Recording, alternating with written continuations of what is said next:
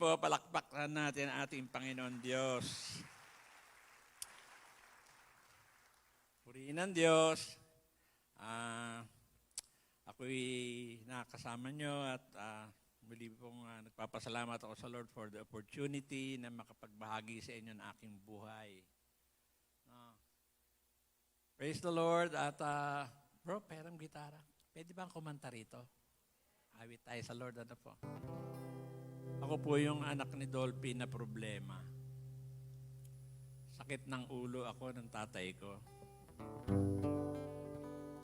Talagang puro...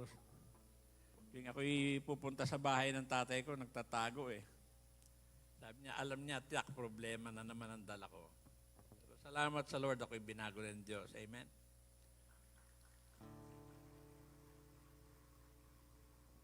Sino sa inyo naniniwalang ako'y bago na? Parang duda pa yung iba. Sabi sa 2 Corinthians 5:17, ang sino mang nakipag-isa kay Kristo, isa ng bagong nilalang, wala na yung dati niyang pagkatao, siya ay bago na. Amen? Ako kasi bata pa, winasak ako ng drugs eh. Ang buhay ko winasak ng droga, pero binuo po ako ng ating Panginoon Diyos. Amen? Ang kanta ko nung araw, ganito, baka alam niyo, sumabay kayo ha. Pero pag kinakanta ko to, mapungay lang ang mata ko eh. Pag tinanong mo ako, sigurado sagot ko sa'yo, wow, power. Ganito kanta ko nung araw, tingnan nyo. Late in the evening, just wondering what clothes to wear. She puts on her makeup, brushes her long blonde hair. And then she asked me, do I look alright? And I said, yes, you look wonderful tonight. Alam niyo ba yan? O, pare din kayo ha. O, sabay-sabay tayo, chorus. I feel wonderful because I've seen the love light in your eyes, and the wonder of it all is that you just don't realize how much. Sino nagsabi nung part na yun? Yung is that you just don't realize how much. Si Jesus ang nagsabi niyan eh. Hindi natin na-realize kung gaano tayo kamahal ng Lord, di ba?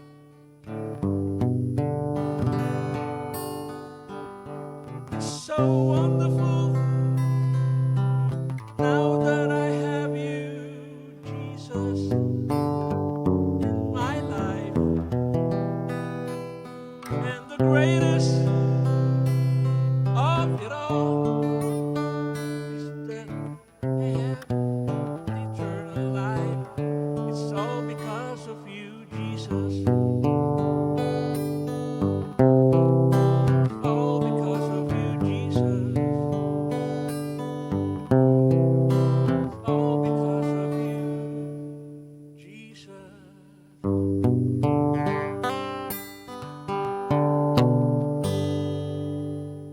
Nasaan kami ng mga youth? May youth ba dito? Gayot. Mga kabataan, alam niyo ba yung kantang Harana? Alam niyo yung kantang Harana? Kasi ngayon, Valentine's ngayon eh, no? One morning when I was praying, every morning I do pray, sing songs to the Lord. Biglang nangusap ang Lord, sabi ng Lord, mahal niyo ba ako talaga? Ba't hinaharanan niyo, puro girlfriend niyo lang? No? Ba't di akong haranahin niyo, sabi ng Lord. Alam niyo ba yung kantang harana ni pwedeng parokya ni Jesus yan.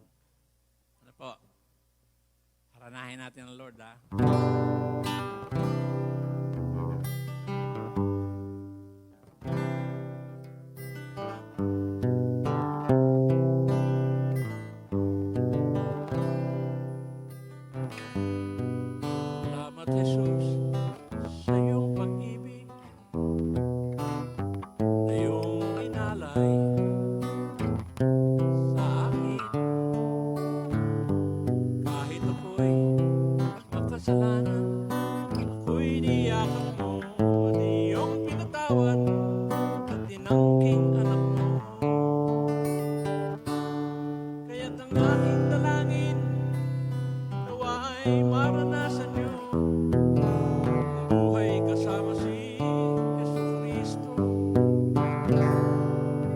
ang dapat niyong gawin, magsuko ng buhay niyo.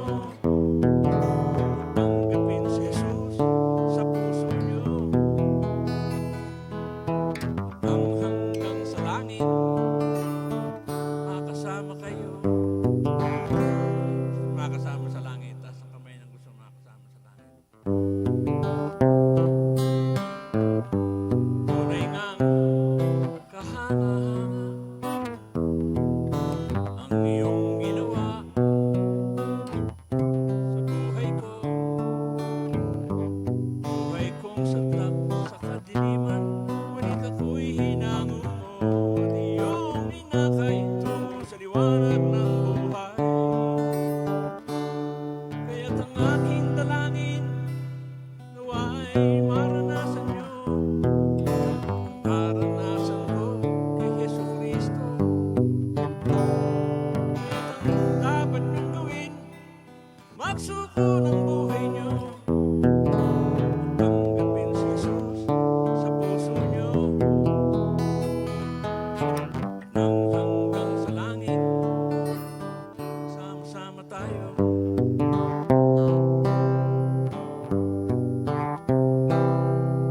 Alam niyo, one morning, nung ako'y nananalangin, meron ako yung gitara, naalala ko yung kantang parokya ni Edgar. Sabi ko, napakaganda ng melody nun ah. Hindi ko makalimutan, hindi ko po sinulat yung lyrics nung inawit ko na. Basta nung hawakan ko yung gitara, kinantahan ko, Lord. Yan po ang lumabas na mensahe. No? Tapos iyak na ako na iyak. Kasi kaya ako naiyak, alam niyo mga kapatid, ang desire po ng heart ko talaga ngayon, nung ako'y makakilala sa Lord, nawa po lahat ng buong pamilya ko makakilala sa Panginoon. Maging lahat ng mga kaibigan ko, barkada ko, Lord, sabi ko, save mo sila, Lord. Yun ang prayers ko. Maski ngayong umaga to, prayers ko yun. Maging sa mga nanonood, awit ko sa inyo lahat. At ang aking dalangin, and that's my prayers for you all. Nawa ay maranasan nyo buhay kasama si Hesu Kristo. Kaya't ang dapat nyong gawin, magsuko ng buhay nyo. Tanggapin si Jesus sa puso nyo. Nang hanggang sa langit, sama-sama tayo. Let's bow our heads and let's pray. Heavenly Father, thank you. Salamat, Lord. Napakabuti mo sa aming mga buhay. Salamat, Panginoon, sa patuloy mong pagpapatawad sa amin. Bagamat kami patuloy na nakagagawa rin sa iyo ng kasalanan. Thank you, Lord. Patuloy kong dalangin, Panginoon, sa lahat po ng naririto. Nawa po, Lord, kung paano ko po kayong naranasan ay maranasan kayo ng bawat isa. Kung paano mo akong binago, baguhin mong patuloy ang buhay ng bawat isa. Kung paano mo akong ginamit, gamitin mo rin sila, Lord. Maging sa mga nanonood, I pray, Lord, na hipuin mo sila at abutin, Panginoon. Yes, Father God. Ano man ang pinagdadaanan ng bawat isa, Lord, alam mo, ang mga may pasanin, problema, Lord, kayo po mag-aayos ang kabigatan nila sa buhay. Maging sa lahat ng may mga pangangailangan, kayo po ang aming Diyos na mayaman, Lord. Provide mo, Lord, ang needs ng bawat isa. Maging sa lahat ng may nararanasan sa kanilang katawan, sakit, karamdaman, Lord, pagagalingin mo sila. Kayo po ang aming dakilang manggagamot, Lord. Patuloy namin pinagkakatiwala sa inyo, Panginoon, ang second service na to at maingat naming ibinabalik, Panginoon, ang lahat ng pinakamataas na papurit pasalamat sa pangalan ng aming Panginoong Hesus. Ang lahat po ay magsabi ng Amen. Sino nakakilala sa inyo kay Dolphy? Wow, ang dami. Kay Jesus Christ. Dalawang kamay tinataas pag si Jesus. Taas ang dalawang kamay. Suko na tayo. Palakpakan natin ng Lord. Ano po? Hindi po ako mangangaral, kundi magkikwento lang po ng aking buhay, ng kabutihan ng Diyos sa aking buhay. Mabuti ba ang Diyos? Ako po ay pangatlong anak ni Dolphy. Ang eldest brother ko, si Boy 1, tatay ni Boy 2. Yung nasa bubble gang, pamangking ko yun. Isa lang po ang sister ko. Isa lang babae sa amin, si Sally. Ako po ang pangatlo. Ang sumunod sa akin, si Freddy, and then si Edgar. Ang youngest po, si Rolly. Yung dati pong nasa John and Marcia. Anim po kami magkakapatid, pero dumami nga po kami. No? Hindi naman po lihim yun. Kami po ay naging 17. 18 pa nga eh. Kasi may adopted po ang daddy ko at si Shasha. Bago sila nagka-baby. Kala kasi ng daddy ko, hindi na sila magkaka-baby. Pero biniyayaan pa sila. So, by the blood po, 17 po kami. Isang adopted, 18 po. Tapos, gusto ko rin pong pagyabang po sa inyo na ako po ay talagang love ko ang mami ko. Very close ako sa mother ko. Kasi daddy ko lagi nasa trabaho yun, shooting. Ako laging, mami ko ang kasama ko, maging sa pagluluto, sinasamahan ko ang nanay ko. Kaya, I belong to a broken family. Hindi na po ako mahiya sa inyo. At the age of 8, hiwalay na kaagad ng parents ko. Sino dito hiwalay ang magulang? Taas ang kamay, okay mahiya. Talagang may mga bagay pinahintulutan ng Lord. No? Pero sabi nga, mahiwalay na tayo sa lahat ng bagay. Huwag lang tayo mahiwalay sa ating Panginoon Diyos. Amen? 8 taon ako, kasi ako po yung witness nun eh. Naku, laging nag-aaway ang mami ko, daddy ko. Madalas ko makita yun, napapagbuhatan ng kamay si mami. Awat ng awat, wala namang magawa, gawa ng bata pa ako. Wala akong ginawa, kundi umiyak ng umiyak. Then one morning, nakita ko pa mother ko kasi yung gabi nag-aaway sila eh. So umaga nakita ko mami ko tumatakbo. Mahilig manahe ang mami ko, yung ganun ba, yung singer ba na. May gunting siya doon, yung malaking ganun, kulay itim.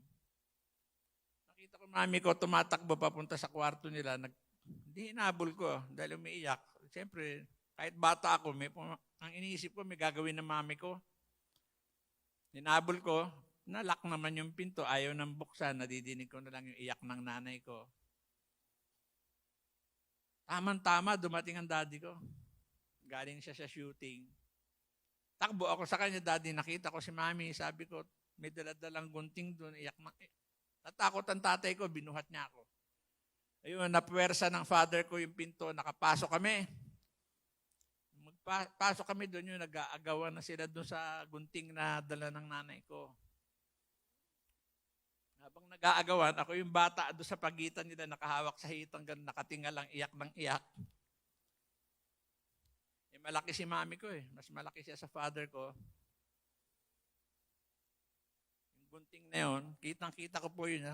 Kumayod po doon sa ganito ng mami ko. Lumabas yung laman ng mami ko dito. Ako po yung bata ro na tinutuluan ng dugo ng nanay ko. Tapos pumasok sa katawan ng nanay ko yung gunting. Tinakbo namin si mami ko sa ospital. Nung gumaling na ang mother ko, hindi na po nakatiis. Tuluyan na lumayas sa bahay namin, mami ko. Ang bahay po ni Dolphy, unang pinagawa dyan po sa La Loma. Nung lumayas sa mami ko, hindi ko po iniwan ng nanay ko. Ako lang po nag-iisang sumama sa mami ko. Lahat ng 5 kong kapatid na iwan doon sa bahay ng daddy ko. Naglalakad kami ng mami ko, iyak siya ng iyak. Iyak din ako na iyak. Hindi ko namamalayan, sa paglalakad namin, yung pong bahay ng daddy ko sa La Loma, 2 karsada pagitan, may squatter area po doon, yung Linaw Street. Marami pa akong kaibigang bata ron. Ako doon nakikipaglaro sa mga bata, mahilig po ako makipaglaro doon. Doon ako sinusundo ng nanay ko kapag hapon na. Kaya sa paglalakad namin ng nanay ko, hindi ko namamalayan, doon ko po nadala ang nanay ko doon sa squatter area na yon. At di ko rin namamalayan, doon na rin kami nakatigil, nakatira ng nanay ko sa isang maliit na kwarto, liit-liit na kwarto namin. Sabi ng mga nakatira doon, pag nagkwekwentuhan, asawa ni Dolphy yan, sabi, yung bata anak yan. Sabi nila, bakit dito nakatira? Ang ganda ng bahay ni Dolphy dyan, bago.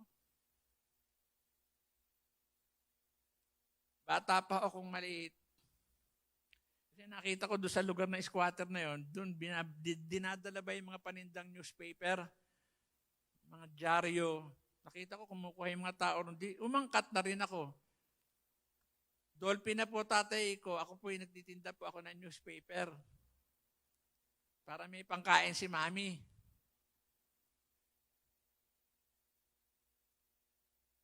Mami ko artista rin. Unang artista siya sa daddy ko. Father ko kasi magaling pong dancer ang tatay ko eh. Mananayaw po yun. Mami ko po artista na. Ang nakatuklas sa nanay ko si Manuel Conde, si Juan Tamad. Mami, sabi ko, gusto ko makatulong sa'yo. Ano kaya, punta tayo sa mga kilala mo, mga producer. Sabi mo, mag-artista ako. Salamat sa Lord. Tinanggap po ako. Marami pong production. Nagkaroon ako na sunod-sunod na movies. Bless kami ng nanay ko. Nakalipat kami na apartment, up and down. Mura apartment nung araw. Mga kabataan, alam niyo ba apartment nung araw? Pag naalala ko, 180 pesos up and down. Hello? Hello? Nakapundar kami ng gamit ng mami ko, kasangkapan, nakabili ng sasakyan, napagpala po kami ng mami ko. Pero nung time na kumikita ko, aminin ko sa inyo, lumalaki po akong isang rebelding anak sa tatay ko. Rebelde po ako sa father ko, kaya po ako medyo nagtampo sa daddy ko kasi yung bang hindi niya man kami hanapin, nasaan na kaya yung mag-ina ko, buhay pa kaya, kumakain. Pero mabait talaga daddy ko. Laging mag-utos sa driver yun, pahanap kami, magpapadala ng pera. Para sa akin, di naman yung pera ng tatay ko, kailangan ko. Hinahanap ko yung kalinga ng magulang ko. Kailangan ng mga anak yung kalinga ng magulang. And then, nung kumikita na ako ng sarili ko, diyan naman po dumami ang aking barkada. Tao kasi pag maraming pera at may pera, marami rin barkada. Tama? Tama ba yun? Kalabitin mo yung katabi mo, tanong mo kung may pera siya. Wala kang pera, ayoko sa'yo. Di ba? Dumami barkada ko, diyan na po ako napasok sa lahat ng uri ng bisyo, sigarilyo, alak, sugal, drugs, babae, lahat po ng kasalanan nasa akin po. Sabi ko nga noon, mapatawad pa kaya ako ng Panginoon Diyos sa dami ng kasalanan nagawa ko, pero God is so good. Oh, mabait ang Diyos talaga. Sabi ng Lord, kasimple naman daw ng dugo ang kasalanan ng tao, kaya niyang paputiin ito na parang yelong niebe. Amen? Palakpakan natin ang Lord. At di po ba sa drugs ang ginagamit ko, mga kapatid? Salamat talaga sa Lord. Tagal na panahon na po ako nagbibisyo. Kanina, tinanong ko ni Bishop, ilan edad ko, nagulat si Bishop eh. Opo. Ako po nag-start mag-drugs 1969. 14 anyos po ako. Kayo na bahala magkwenta ng edad ko. Ang drugs na ginagamit ko, heroin po, opio. May pagawaan ng heroin sa Pilipinas noon, si Lim Seng. Pwede niyo makita yun sana. Siya po yung Chinese, nakauna-una ang pinapiring squad ni Presidente Marcos. Nung una ako bumibili, sabi nang binibili ako, baguhan ka ba? Opo. First time ka gagamit? Opo. Powder yan, sabi. Ang tawag nila sa heroin, ogoy. Bumili ka muna ng sigarilyo, tanggalan mo ng tabako, tsaka mo ikarga sa dulo ng yosi yan, hititin mo, pwede na. Ganun naman ang ginawa ko. Nilagay sa yosi, hinitit. Wow. Sarap. Nung ginagamit ko na, yosi, first time kong humitit, sumusuka ako. Nahihilo, nagblablanko, ganun katapang yung gamot. Pero nung tumagal, nasanay naman ako. Kayang-kaya kong umubos hanggang 30 packs a day. Kayang-kaya ko yun, 30. Pero parang sandali na lang ang epekto. Pagbili ko, sabi na binibilihan ko, sabi ko, ba't gano'n? Sandali na lang ang tama. Oh, gusto mo masarap, mas malakas. Oh, paano ba yon? Diretso, singutin mo sa ilong dahil pulbos. Singutin ko sa ilong, mas masarap yan. Di gano'n ang ginawa ko, siningot ko naman. Wow! Heaven. Di ba? Grabe talaga, no, sa ilong na. Oh, grabe. Pero natakot ako na makita ko na yung sarili ko sa harap ng salamin. Oh, grabing gamot, ganong katapang. Tuklap-tuklap yung balat ko sa mukha para akong naagnas. Ano? Yung ilong ko nagnanana, ano, nauupot, kinakain ng gamot. Natakot ako makita ako ni mami ko, ganon na itsura ko. Bumili na ako ng syringe. Yung hiringgilya ba? Pang ineksyon. Yun, nag-inject na ako. Una, sa muscle lang ako nag-ineksyon sa laman Tumagal, lumakas ang dosage. Sa isang araw, kayang-kaya ko umubos. I consume around 60 packs a day. Kaya ko isaksak sa laman ko, 6 na balot. Pero parang mahina na rin. Kada 30 minutos, nagkakarga ako. Sabi ko, ba't sandali na lang ang tama? 30 minutes, wala na. Tira na naman ako. Ayun, natuto na ako mag-ineksyon sa ugat.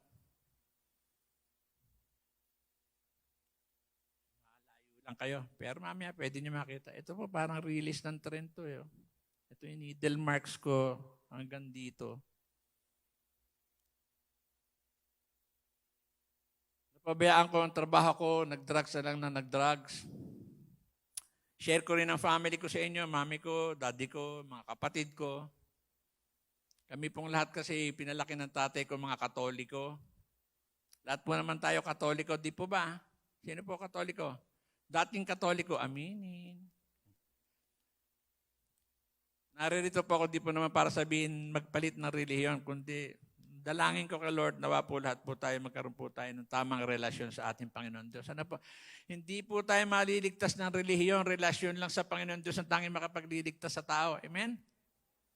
Kasi kami, family namin, daddy ko hindi nagwo-work na Sunday. Kasi ang tatay ko po, pag Sunday, priority sa daddy ko, we go to church in the morning, tapos kain kami sa labas, nood ng sine, pamili ng damit, ganun po kami every Sunday. So ako po, naging very religious din po ako, naging palasimba ako. Pero pag nagsisimba, hindi naman nakikinig sa pare, naghahanap lang ng mga babaeng naka-miniskirt. Opo, ganun lang. Pagka nakita ko, medyo maganda, tatabihan. Hello, what's your name? Ano telephone number mo? At gusto ko yung pare matapos kagad ang sermon. Bakit? Ako'y papunta sa bungan Papunta sa inuman, papunta sa tirahan ng droga, sa barkada, ganun na aking buhay. Hindi po kagaya ngayon, ako'y makakilala sa Lord. Ako po kasi ngayon talagang, dapat kayo rin ganito Pag pumasok ako ng CR at maliligo, yun lang tubig na pampaligo ko, pinagpapasalamat ko po sa Lord. Kasi baka pasukin kayo ng lamig. Hello? Lord, thank you sa tubig, magdulot ng ginhawa, kalakasan ng aking katawan. Bago kumain, salamat sa mga biyaya, di po ba? Maganda po may tamang relasyon sa Lord kasi sumasangguni po tayo sa lahat ng ginagawa natin. Amen? Diboto ako niyan, nasa Reno ng Quiapo. Tuwing January 9, kami yung mga nakapaa dyan. Tapos namin mamanata, inuman na.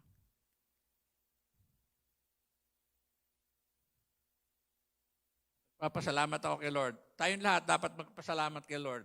Alam niyo, dapat natin ipagpasalamat sa Lord. Ngayon po kasi naunawaan natin na ang Diyos pala natin ay hindi po inilalako.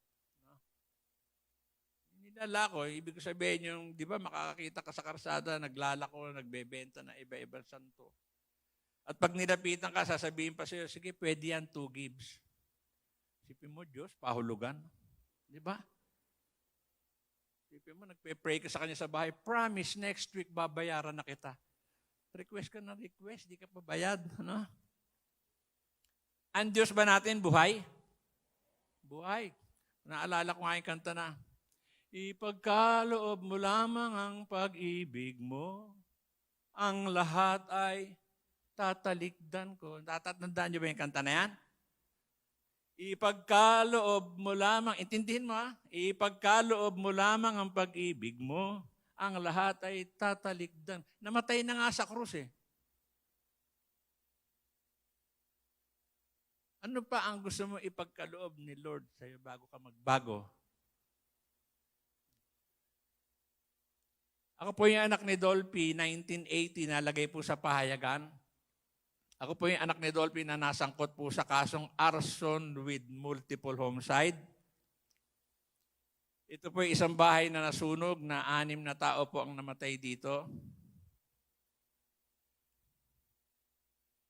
Ako po yung anak ni Dolphy na nahatulang mabilanggo ng habang buhay.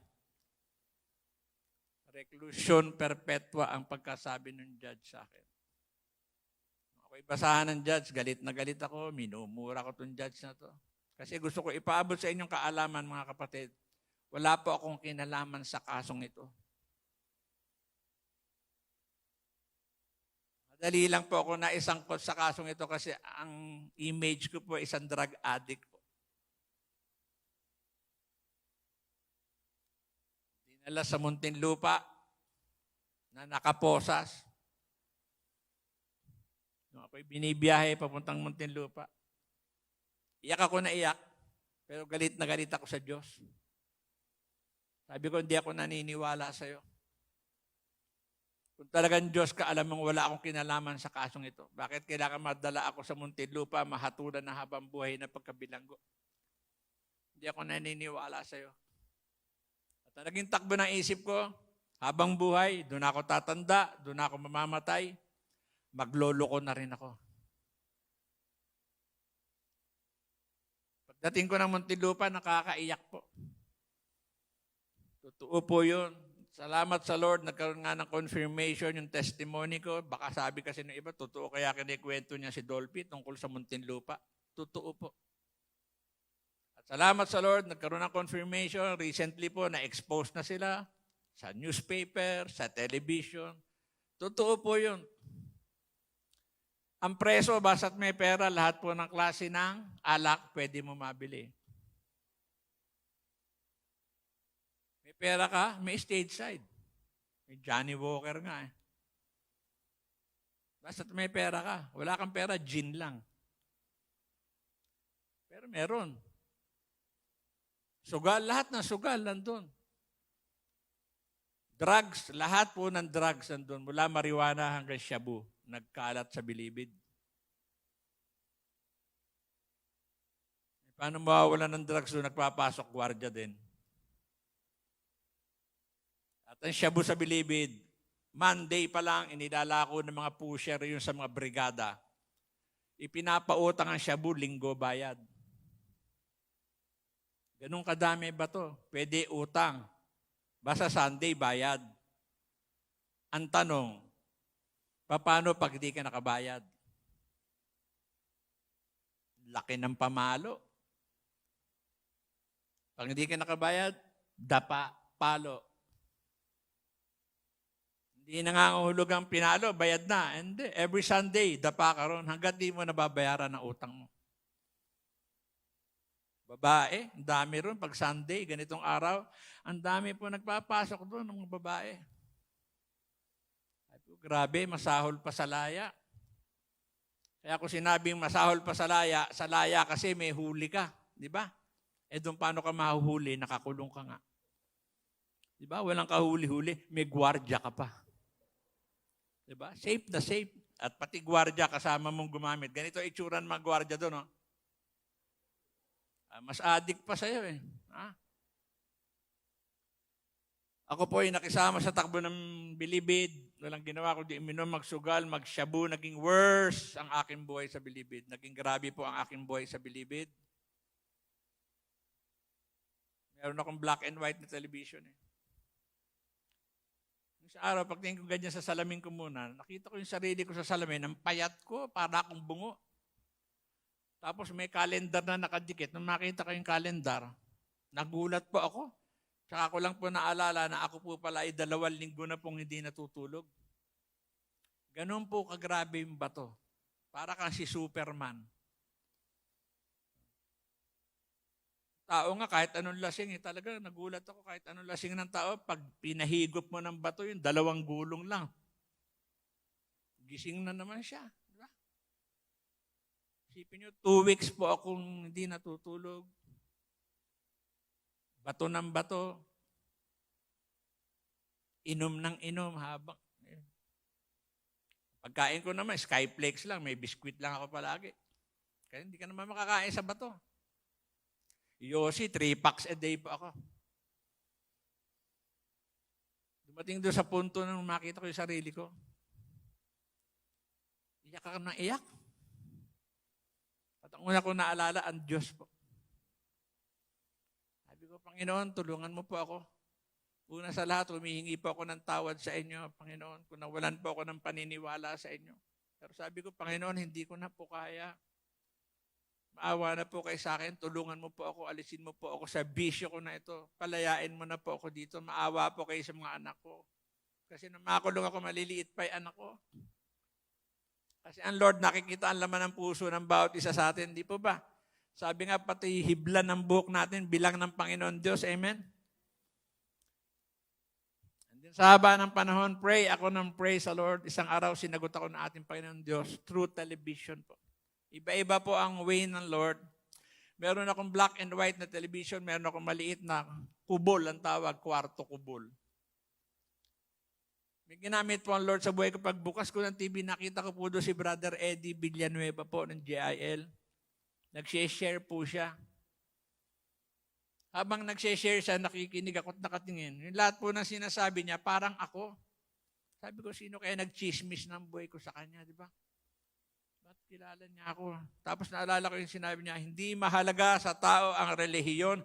Ang dapat sa tao magkaroon ng tamang relasyon sa Panginoon. Sabi ko, parang ako yung sinasabi niya. Yung pangalawang sinabi niya, kayong gustong tumanggap sa Panginoon Diyos, sumunod kayo sa aking maikling panalangin, pumikit kayo, magtaas kayo ng kamay. Alam niyo mga kapatid, di ko makalimutan yung araw na yon.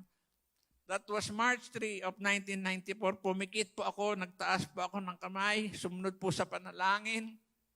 And after ng prayers, meron akong naramdaman na hindi ko po kayang ipaliwanag sa inyo. Pero damandam ako ng mga oras na yun, naniyakap po ako ng ating Panginoon Diyos. At isa lang nang natatandaan ko ng mga oras na yun, mga kapatid, ng lahat po ng kasalanan ko po pinatawad po ng ating Panginoon Diyos.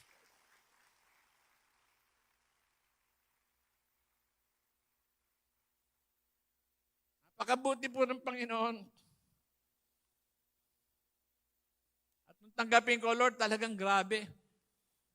Alam nyo, instant po inalis ng Panginoon lahat sa akin. Oh, grabe. Sa totoo lang, aminin ko sa inyo, alam nyo, nabulol po ako sa shabu. Ang daddy ko, pag dumalaw sa akin, yung galit na galit, kasi malayo pa daddy ko, nakasahod na yung kamay ko. Gusto ko ibigay na yung pera ko at umuwi na siya. Kasi dami kong babayaran eh. At nung kausapin ako ng daddy ko, sabi niya, tingnan mo, sobra ka na sa ano. Hindi na rin kita maintindihan magsalita. Bulol ka na. Pero salamat sa Lord, nandito ako sa inyong harapan po. Nagpapatotoo po, pinapahayag po ang kabutihan.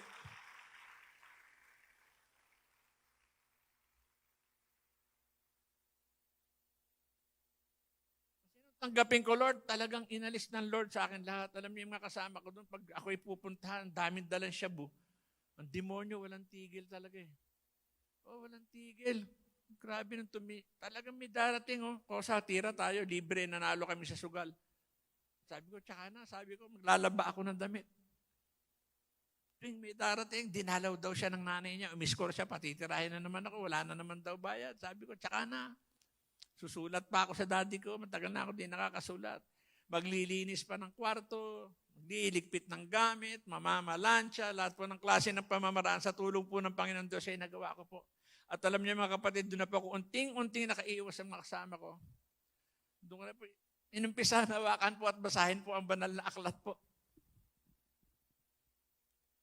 Sa totoo lang, naiiyak din talaga ako sa Lord kasi may Bible yung kwarto ko. Matagal na Bible na hindi ko naman siya iniintindi. Nakapatong lang doon yung Tagalog na mabuting balita. Nung tinignan ko yung Bible, nung hawakan ko, talagang hiyang-hiya ako sa Lord kasi ang kapal-kapal ng alikabok. Pinupunasan ko, kumuha ko ng isang malinis na t-shirt ko, pinupunasan ko. Sabi ko, Panginoon, sorry po. Nawalan po ako ng time na hawakan to, basahin to. Sorry po, Lord. Tulungan mo po ako, Panginoon. Wala pa ako alam dito sa Bible. Lord, bigyan mo ako ng tamang mababasa ko dito. Alam nyo, hingin nyo kay Lord, bibigay talaga ng Panginoon. Nung sinabi kong bigyan mo ako ng tamang mababasa ko, hindi ko makalimutan yun. Ang unang-una ko po nabasa dito, hindi ko na siya nilipat-lipat pagpihit kung gano'n. Doon na pumokos yung mata ko sa John 1:12. Na kayong mga nanalig at tumanggap sa akin ay pagkakalooban ko ng karapatang maging anak ng Diyos. Akala ko kasi nung araw, dasal ako ng dasal, simba na simba, namamanata, anak na po ako ng Diyos. Hindi po pala kailangan pong tanggapin natin, papasukin natin sa ating puso ang ating Panginoon. Akala ko rin nung araw, pinakamalaking kulungan niya Muntinlupa. Pero nung makalala ko ang Panginoon Diyos, saka ko lang naunawaan ang pinakamalaking bilangguan. Ayo po kung tanungin ko, sa palagay niyo, ano ang pinakamalaking bilangguan? Ano sa palagay niyo ang pinakamalaking bilangguan? Akala nyo ba nasa laya kayo? Yung mga nasa labas, akala ba nila nasa laya sila? Kayo, akala nyo ba nasa laya kayo? Ang pinakamalaking bilangguan, ito pong mundong ginagalawan natin. Dahil naririto sa mundong ginagalawan natin, lahat mo ng klase ng bilanggo ng bisyo, sigarilyo, alak, sugal, bilanggo ng drugs, bilanggo ng laman, kasakiman sa pera, sa katungkulan, kasinungalingan, kachismisan, pandaraya, panloloko, pagkainggit, lahat po ng klase ng bilanggo nandito po sa mundong ginagalaw natin. Kaya mapalad din po ako nung mabasa ko sa kanyang salita na susulat po sa John chapter 8 verse 32 na makikilala ninyo ang katotohanan at ang katotohanan na magpapalaya sa inyo sa loob pa lang ng Muntinlupa. Pinalaya na po ako ng Panginoon Diyos.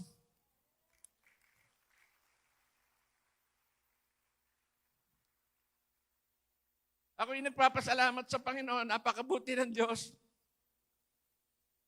Alam niyo sa Muntinlupa, napakaraming Bible study room, prayer meeting, maraming churches. Pagka Saturday, walang dalaw, pero may pumapasok na iba-ibang church.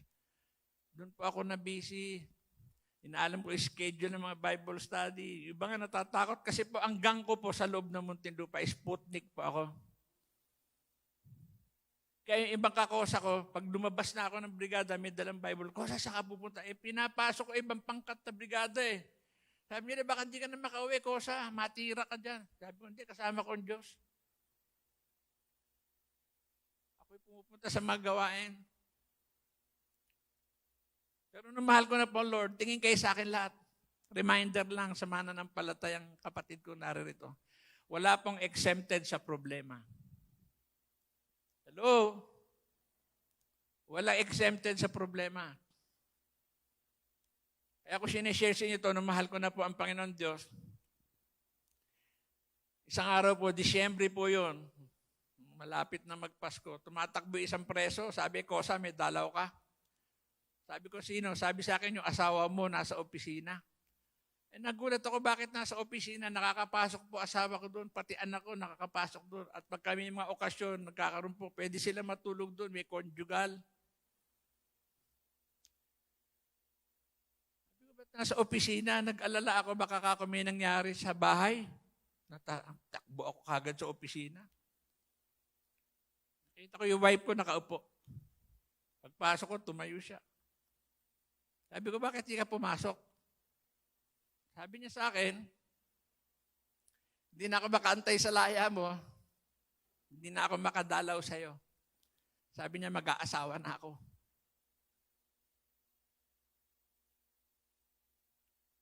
Masakit po para sa akin. Nakayuko ako, umiiyak ako, magkatabi kami ganyan. Tinatanong ko sa isip ko ang Panginoon. Panginoon, sabi ko, bakit gano'n kung kailan po ako nakakilala sa inyo tsaka pa dumating sa buhay ko to. Pero mabuti po ang Panginoon Diyos, mga kapatid. Nung tanungin ko po, Lord, agad po pinaalala ng Panginoon yung nabasa ko sa kanyang salita. Nagrema po sa akin yung nasusulat po sa unang Korinto 10:13. Na ang lahat ay dumanas ng pagsubok at walang sino man sa atin bibigyan ng pagsubok na hindi makakayanan. Sa halip, bibigyan ko kayo ng kalakasan upang ito'y inyong mapagtagumpayan. Nagrema't pinaalala rin ng Lord sa akin yung nasusulat po sa James, Santiago, chapter 1, verse 2 hanggang 3. Sinabi doon, maggalak kayo lubos kung may dumating sa inyo sari-saring pagsubok. sapagkat susubukin ko kayo upang lalong maging matatag inyong pananampalataya, at kung yan ay inyong mapagtagumpayan, kayo magiging ganap at walang kakulangan. Alam niyo, masakit man po.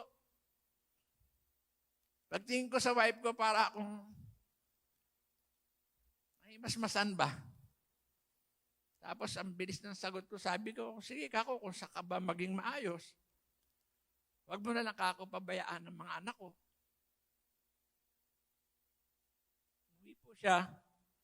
Naiiyak ako pag naalala ko yung panganay ko, anak na lalaki. Kasi parang siya yung tumayo, nanay at tatay doon sa kanyang mga kapatid. Yung dadalawin ako, nagsusumbong. Kahit alam ko na, dinededma ko lang kasi nag-aaral yung anak ko na ayaw ko maapektuhan yung pag-aaral niya. Kunyari, wala ako nadidinig. Sabi niya, Daddy, si Mami, meron kinakasamang ibang lalaki sa bahay. Ako naman, kunyari, walang nadidinig.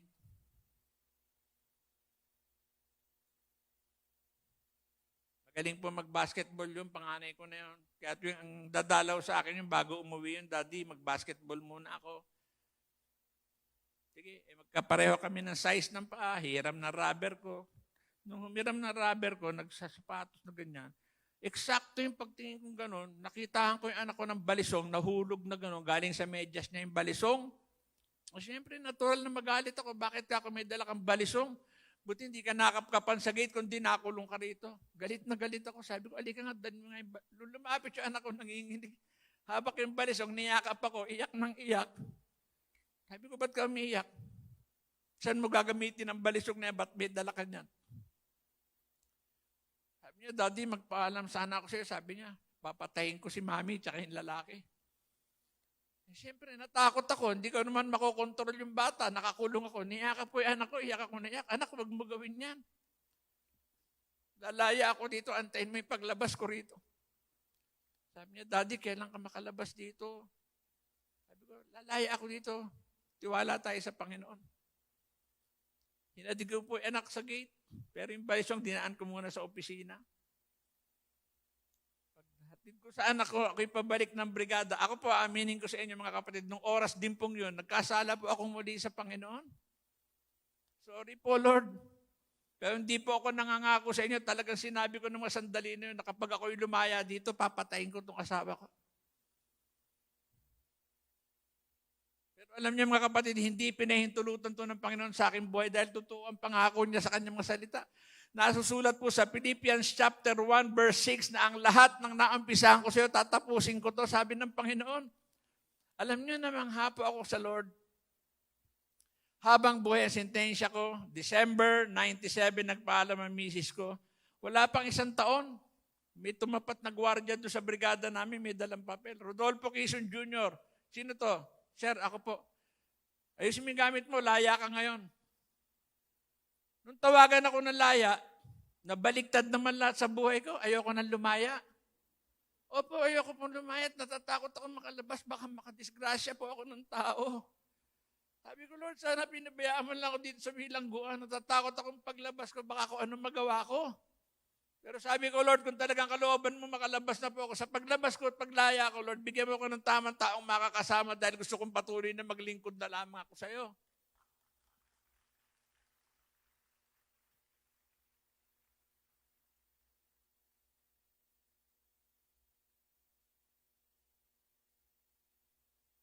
Labas ko ng kulungan, iyak ako na iyak. Kasi hindi ko alam saan ako uuwi. Laya nga ako, wala naman akong tutuluyan. Una kong pinuntahan, tatay ko. Tatay ko naman that time, August ang daddy ko, 98, na double bypass po. Hindi ko nakilala daddy ko, nakaupo sa isang silya, nakapajama Nakita ko, nilapitan ko. Nakita ko, tatay ko, naawa ako, payat-payat niya, sariwa-sariwa po yung tahi niya dito.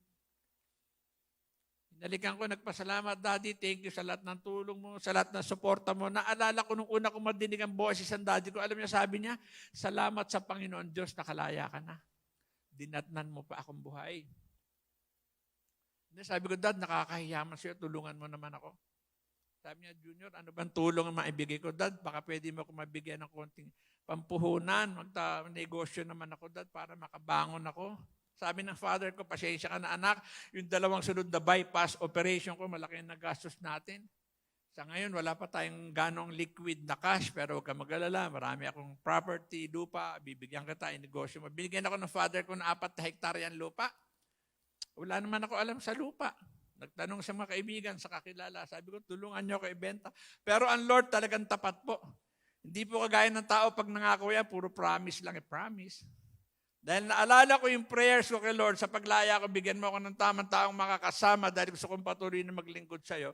May nakilala pa akong contractor, developer, pinakita ko yung lupa, tulungan mo ako ibenta. Binasa niya, sabi niya, maganda, 4 hectares, maganda, pati location, sabi niya. Sige, tulungan kita ibenta. Araw-araw ko po kasama yung contractor, imbis po nalakarin na ibenta yung lupa ko, puro salita ng Diyos ang sinishare sa akin. Sabi ko, mamaya na yan, benta muna natin to. Hindi, sabi niya, hindi, unahin mo ang Panginoon Diyos. Ang Panginoon Diyos ang hanap ng buyer niya, sabi niya. Tapos in-encourage niya ako, bakit di ka magpagamit sa Lord? I-share mo yung ginawa ng Lord sa buhay mo, paano ka inalis sa bisyo, paano kang binago, paano kang pinalaya. At ako po ay nakatayo sa inyong harapan dito po sa inyong church at pinagyayabang ko pong sinasabi sa inyo lahat. Ako po ay nag-full time na po kay Lord. Binigay ko na po ang buhay ko sa ating Panginoon Diyos, paikot-ikot ng Pilipinas hanggang sa ibang bansa, pinadala ko ng Lord. Artista nga ako noon, hindi nag-abroad. Pero nag-full time kay Lord kung saan bansa ako pinadala ng Lord. No? Nagugulat ang daddy ko, Daddy, alis na naman ako next week. Saan ka pumunta? Bahrain. Japan, Canada. Sabi ng daddy ko, sino ba bumibili talaga ng ticket mo? Sabi ko, si Jesus. Sabi niya, gulo mo kausap. Dad, hindi ako magulo kausap. Gumamit ng Panginoon ng mga tao, churches, para maibahagi ko yung ginawa niya sa buhay ko. And every time uuwi ako, ang dami kong dalang pasalubong sa daddy ko. Kasi pag nasa abroad ako, ang una kong pinamimiling pasalubong tatay ko. Pagdating ko sa kanya, diyan siya sa Paranaque, sa Marina. Okay. Kailan ka dumating? Ngayon lang, Dad. Saan ka galing? Japan.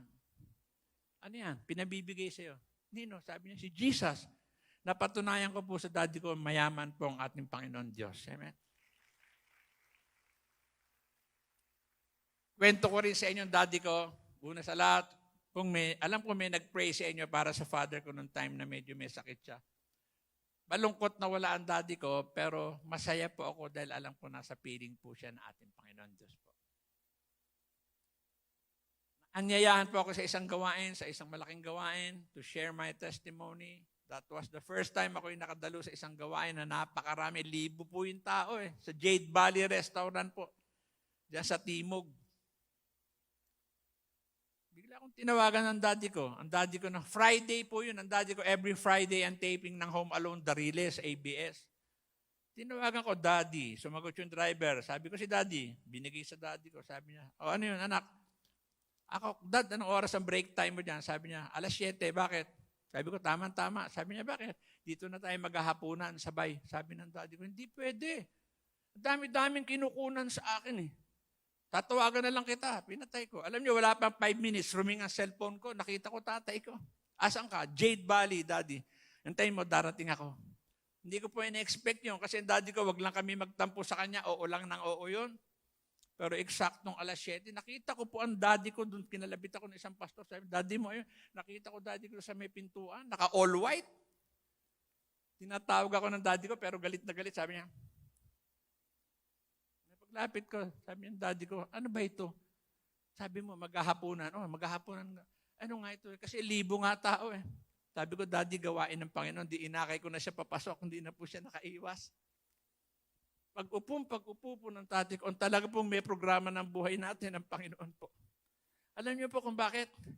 Pag-upo ng tatay ko, pumanik yung babae, kinuha yung mikropono. Ngayon po, matidinig po natin ang testimony ni Brother Dolphy Jr. And when I was sharing my testimony, nakita ko po ang tatay ko sa unahan, iyak ang tatay ko. Lalo nung binanggit ko kayo nasangkot sa isang kaso. Kasi nung mangyari po yung sunog na yun, magkasama po kami ng daddy ko sa bahay niya. Birthday po ng unang apong babae ng daddy ko. Kaya alam po ng tatay ko to. Iyak ang tatay ko, hindi nakapigil, tumakbo sa unahan ng daddy ko, niyakap ako. Ang una ko nadinig na sinabi niya, anak, sabi niya, isama mo na lahat ng kapatid mo dito. At doon po sa gawain niya, mga kapatid, kitang-kita ko po ang daddy ko, 2 kamay po nakataas sa tatay ko. Tinanggap po niya ang Panginoon Diyos po. Totoo yung promise ng Lord sa Acts. Sa Acts chapter 16, verse 31, sumampalataya kayo kay maliligtas, matian yung buong sambahayan. After my father, sunod-sunod po yung mga kapatid ko, sila Sally, sila Freddy, si Edgar, si Rolly, lahat po sila kumilala at tumanggap po sa ating Panginoon Diyos. Ako po, in-encourage ko lang po kay lahat. Maraming mananampalataya, kontento na siya nagsimba ng linggo. Nagbigay ng tithes and offering niya. Gusto niyo ba ang buong Manila maging bayan ng Diyos? Hina ng sagot. Gusto niyo ba ang buong Manila maging bayan ng Diyos? Ang sikreto po dyan, huwag kayo manatiling nakaupo sa mga silya nyo. Pagharap mo kay Lord, ang tatanungin si Lord, ano ginawa mo? Sasabihin mo, nag-church. Nag-tithes. Nag-offering. Hindi yun. Sasabihin ng Lord, may nadala ka ba sa paanan ko? Kayo, wala bang desire ng heart nyo? Yung family, huwag nyo sabihin buong pamilya nyo, born again. Wala bang kayong desire sa heart nyo, ang family nyo, mga magulang nyo, madala nyo sa Panginoon? Barkada, kaibigan nyo. Pwede naman pag-uwi nyo, nadinig ko yung anak ni Dolphy doon. Sabihin mo doon sa relatives mo na wala pa kay Lord. Grabe pala. 18 years pa lang nakulong nyo na walang kasalanan. Hindi mo na kailangan makulong na 18 years. Ngayon pa lang, tanggapin mo na ang Panginoon. Sharean mo na. Amen? Amen? Sino dito pag-uwi, mag-share sa family niya, sa mga kaibigan niya? Taas ang kamay. Ayaw nila mag-share. Sino sa inyo mag-share pag-uwi? Taas ang kamay para makita ni Lord. Sige, taas nyo, huwag nyo muna ibaba. Nahihiya kayo eh. Taas ang kamay na mag-share sa family at mga kaibigan, kakilala. Huwag nyo ibababa. Sandali lang.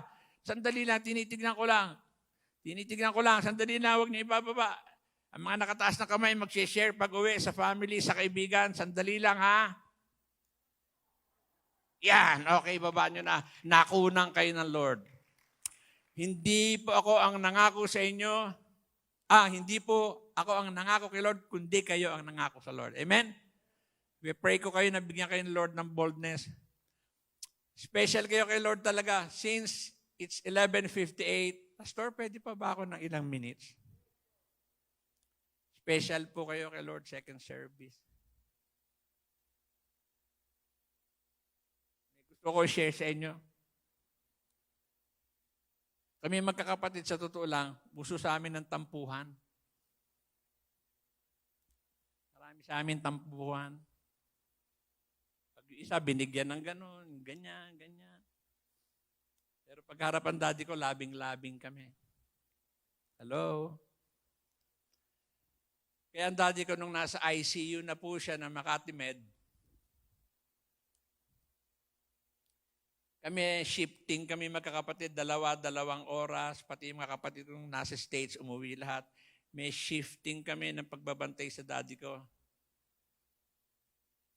Noong time na yun, eksaktong-eksakto, ako ang duty. Ang duty ko ay 2 to 4 ng umaga. Nakaupo ako doon sa ICU. Tinitignan ko ang tatay ko. Iyak po ako na iyak kasi that time butas na po ang lalamunan ng daddy ko. May tubo na siya at ang napakarami nakakabit. Habang nakaupo ako, nagpe-pray ako. Sabi ko, Lord, sino pa ipagluluto ko? Kasi ang daddy ko po, nung dating iwas na iwas sa akin, pero nung maborn again ako, tawag ng tawag sa akin.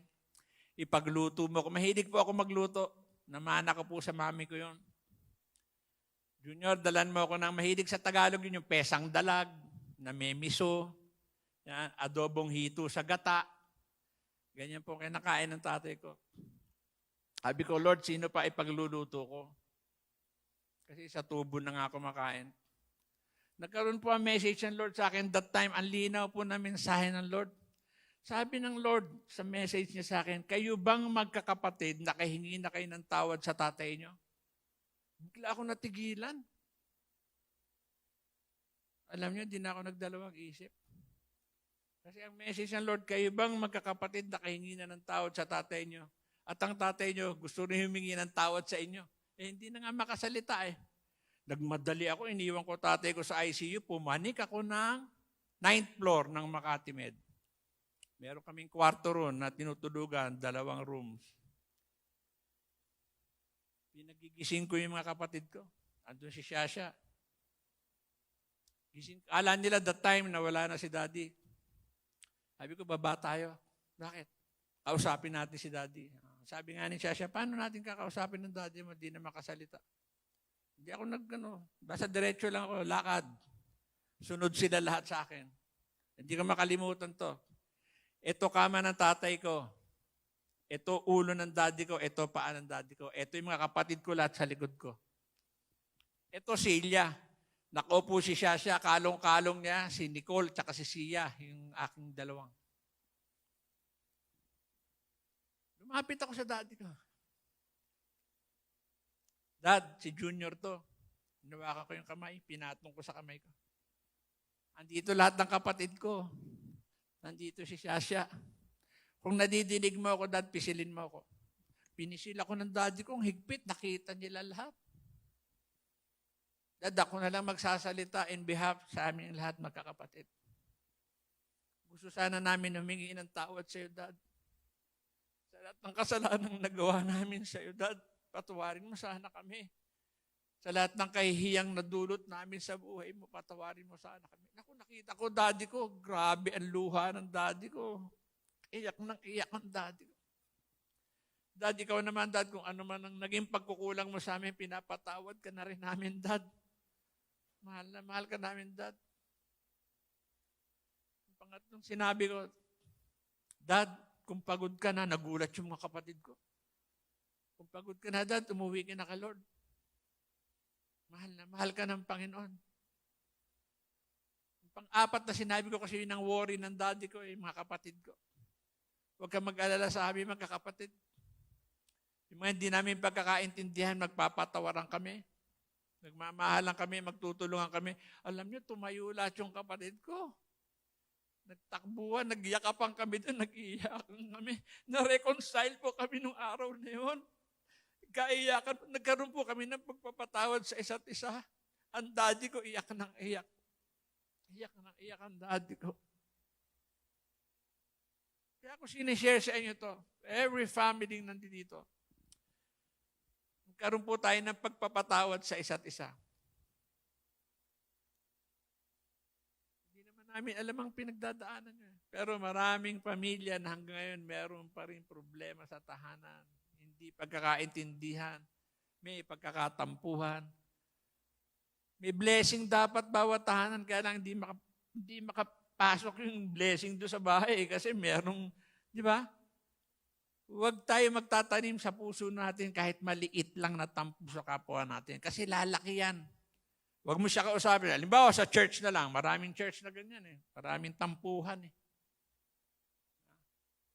Tinatawad mo na ba siya? Oo. Huwag niya lang akong kakausapin. Tinatawad, oo. Huwag lang siya magpapakita. Kasi, pag may tampo ka sa puso mo, palipasin mo 1 linggo, huwag kayo mag-usap. Susunod na linggo, nakita uli kayo. Yung tampo magiging, galit. Lipasin mo 1 linggo ulit, magiging puot. Nag-umpisa sa tampo, galit, puot, panghuli. 1 linggo ulit, okay mag-usap. Ano ang kasunod? Tampo, galit, puot. Ano kasunod? Sakit. Diyan po nagmumula ang sakit. Pag tinanim mo sa puso mo yan, lalaki ng lalaki, maapektuhan ng dugo mo, puso mo, utak mo, buong katawan mo, magkakasakit ka. Challenge ko yung mga kapatid, i-release po natin ang forgiveness about isa. Siya man ang nakagawa sa'yo, lapitan mo pa rin, pinapatawad na kita. I love you with the love of the Lord. O ako man ang nakasakit sa'yo, patawarin mo ako. Hindi ka bawasan yan. Amen? So, yun lang po iniiwan ko sa inyo ng message na magkaroon po ng pagpapatawad. Pero gusto ko pong umawit na isang awit. Aawit ako sa Lord bago tayo mag-pray. Doon sa mga nanonood po, ni-encourage ko po kayo kung meron kayo katampuan sa family nyo, sa loved ones nyo, release forgiveness. Sabi sa Bible yan, Mateo 6:14-15, kung magpapatawad tayo, patatawarin din tayo ng Amang nasa langit. Amen? Awit ako kay Lord.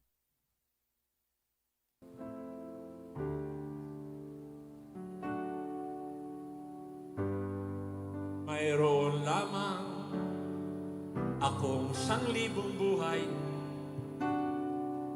hindi pagkakait, lahat sa'yo'y ibibigay. Gayon pa man sa'king nag-iisang taglay, ilalaan bawat saglit upang ibigin ka na walang humpay. Kung mayroon lamang akong 1,000 buhay, hindi ipagkakait, lahat sa'yo'y ibibigay.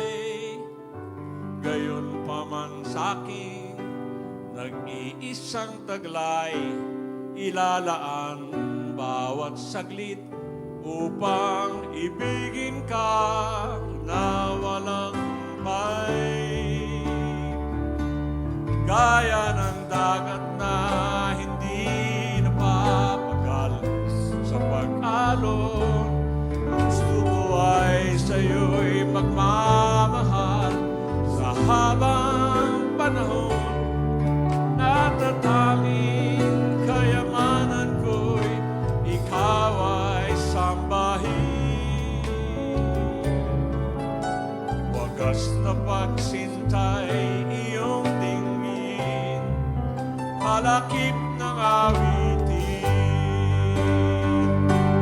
Gaya ng dagat na hindi napapagal sa pag-alon, puso ko ay sa'yo'y nagmamahal sa habang panahon. Natatanging kayamanan ko'y ikaw ay sambahin.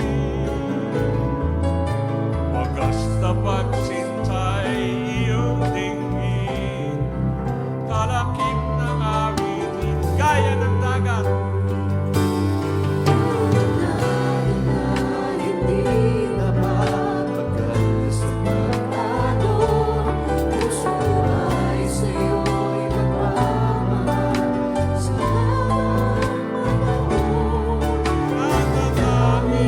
kayamanan ko'y ikaw ay sambahin.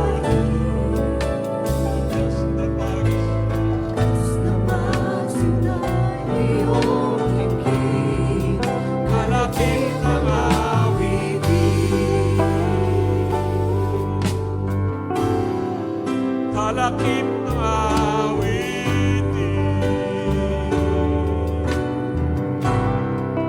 Kalakip ng awitin. Sige po. Mag-pray po tayo. Alam ko, ginawa nyo na itong prayer na ito. Pero pwede naman tayo. Ako kasi, alam nyo, every night bago ako matulog, ulit-ulit kong tinatanggap ang Diyos sa buhay ko. Kasi hindi natin alam ang buhay natin. Merong hindi nagigising eh.